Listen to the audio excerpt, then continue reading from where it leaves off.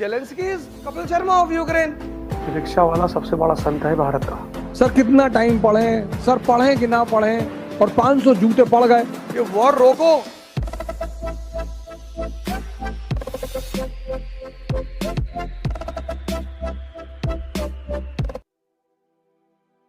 सुन लेना, बहुत बड़ी बात है ये। इस दुनिया में जितने लोग तुम्हारे साथ हैं, अगर वो तुमसे किसी भी तरह का फायदा ले सकते हैं तो तुम्हारे साथ रहेंगे। किसी को सुने हो किसी रिक्शे वाले को अपना रिश्तेदार बताते हुए? किसी को देखे हो किसी रिक्शे वाले को गुड मॉर्निंग करते हुए? नहीं। रिक्शा वाला सबसे बड़ा संत है भारत का। उसको एक बार देख लिया करो। उसको कोई रिश्तेदार नहीं कहता, उसको कोई नमस्ते नहीं करता। वो कानपुर के डीएम तुम्हारे फूफा हैं कि हमारे मामा हैं? ये जितने डीएम हुए मैं इनका दिमाग क्यों खराब है? इस देश की जनता ने खराब कर रखा है। ये सेवक हैं, हमसे हमारे टैक्सों से तनख्वाह पाते हैं, हम देते हैं इनको सैलरी।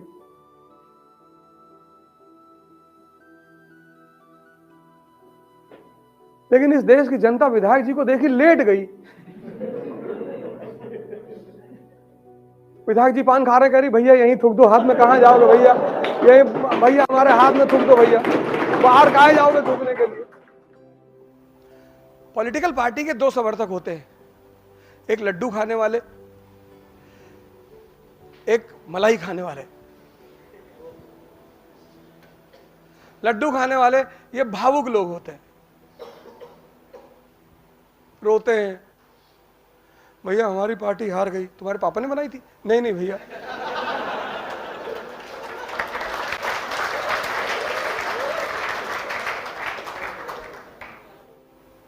ऐसे ऐसे बहस करते बाहर,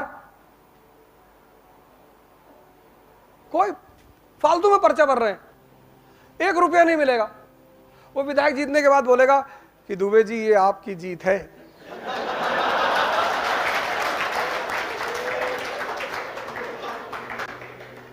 दुबे जी 24 इंच की साइकिल लिए खुश है कि भैया आए और मेरे कंधे पे हाथ रखे। और कहां हाथ रखे? नहीं, बस कंधे पे ही रखे। और लड़ाई सिर्फ ताकत के बल पर नहीं जीती जाती, स्ट्रैटेजी।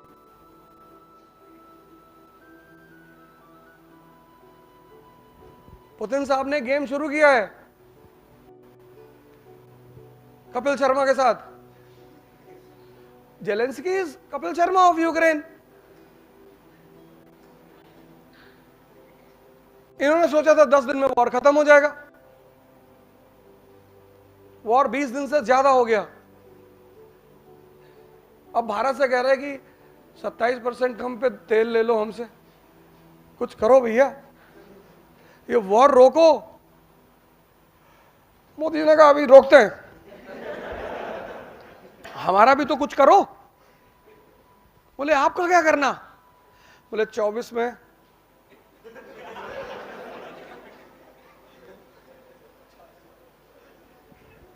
चार S-400। अरे बोले वो थोड़ी 400 सीट।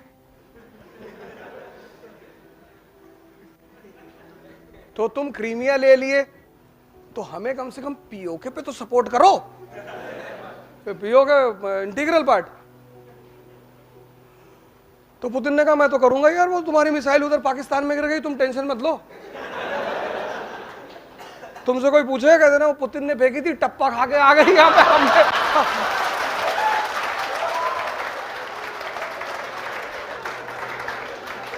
बोले लगे यार 2-3 मिसाइल तुम भी मार दो यार और हमारा नाम ले लेना। International relation is not like personal relation of common people कि तुमने मुझे पेन नहीं दिया था, हम तुमसे बात नहीं करेंगे।